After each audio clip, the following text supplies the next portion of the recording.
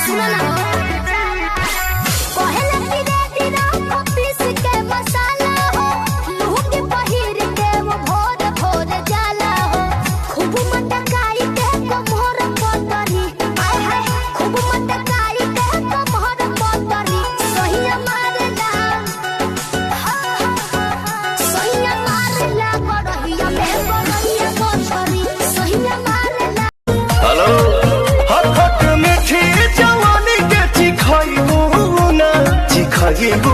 ना बबुआ के खुश करके जाइबू ना यारे आरा में दोबारा फेरू आइबू ना बबुआ के खुश करके अभी बात करी रे बगली रहे दे अभी बात करी रे बगली रहे दे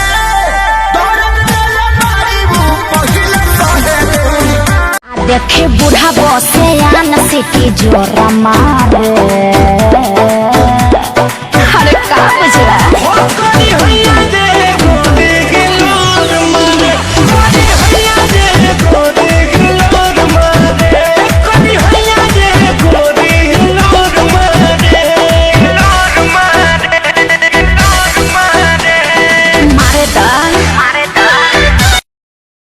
दोस्तों, अगर आप लोग कुणाल भैया के वीडियो में अपने वीडियो का लिंक डलवाना चाहते हैं तो आपको क्या करना होगा। सबसे पहले आपको चैनल को सब्सक्राइब करना होगा, वीडियो को लाइक करना होगा और एक प्यारा सा कमेंट करना होगा।